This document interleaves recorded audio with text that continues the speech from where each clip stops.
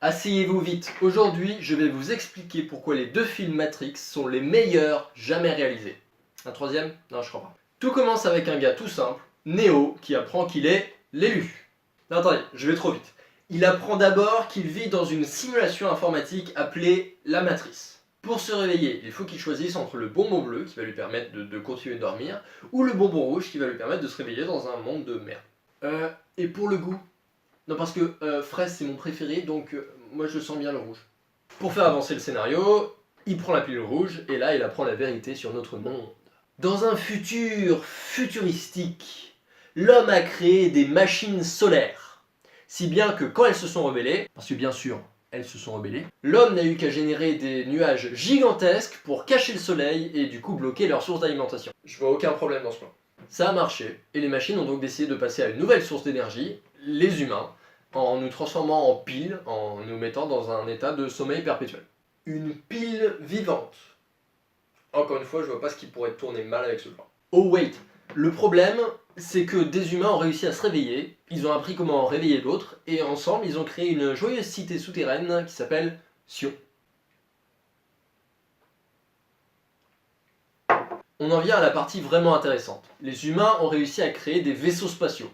Jusque-là, pas de problème. Enfin, si, parce que vu que leur cité est complètement rouillée, comment est-ce qu'ils ont trouvé de quoi fabriquer ces machins? Des ingénieurs? En vrai, vu que tout le monde fait du kung-fu dans ce truc, pourquoi pas? Allez, ils ont des ingénieurs. Bref, le truc vraiment dingue, c'est que ces vaisseaux, ils volent dans les égouts. Bah oui. À l'air libre, il n'y a plus de soleil, donc on va sous terre. Ou il n'y a plus de soleil non plus. Et tout le monde sait que les égouts sont assez grands pour des putains de vaisseaux spatiaux.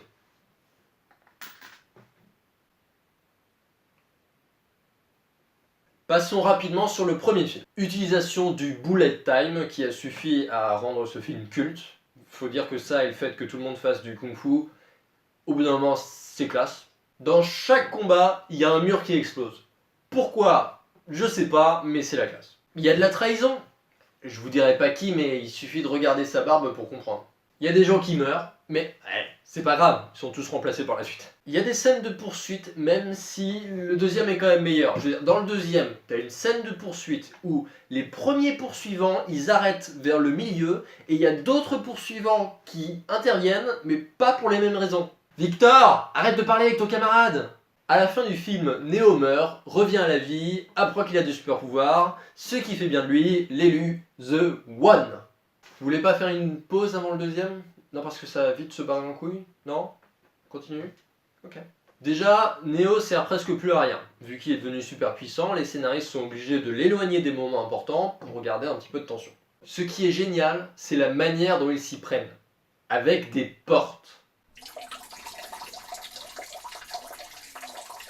Des portes qui ouvrent jamais sur le même endroit, évidemment. Oui Eva, pose ta question. T'as pas compris la scène avec l'architecte? Personne n'a compris. Pour ceux qui n'ont pas fait leur devoir, l'architecte c'est celui qui a créé la matrice. Le méchant quoi. D'ailleurs il a une barbe. Lorsque Neo va lui parler, on apprend qu'il n'est pas le One, mais le 6ème. Concrètement, la matrice a déjà créé 5 élus, dont l'architecte s'est créé pour détruire Sion. Sauf 7 hommes et 16 femmes qui servent à repeupler Sion pour continuer plus tard. Je vois pas ce qui pourrait tourner mal avec ce plan. Oh wait, si, Neo dit fuck this, et au lieu d'aller détruire Sion, eh ben il la sauve. Alors, d'un côté, oui, les machines sont stupides. De l'autre, c'est nous qui les avons créées et on a essayé de les détruire avec des gros nuages. J'ai même pas encore parlé du Némésis de Neo qui le tue dans le premier et qui revient dans le deuxième encore plus fort parce que Neo lui a appris le libre arbitre. Oui, j'ai pas compris non plus. Ça a sonné? Bon, bah j'en parlerai pas. Pour le cours prochain, dissertation sur le sujet suivant, est-ce que la cuillère existe? Pour la prochaine séance, un film que je vous conseille vraiment de voir. Je sais que c'est le but de cette chaîne, mais pour le coup celui-là est vraiment génial. Bon, par contre je peux pas vous dire le titre sinon c'est pas drôle. Je peux juste vous dire qu'il est disponible sur Netflix.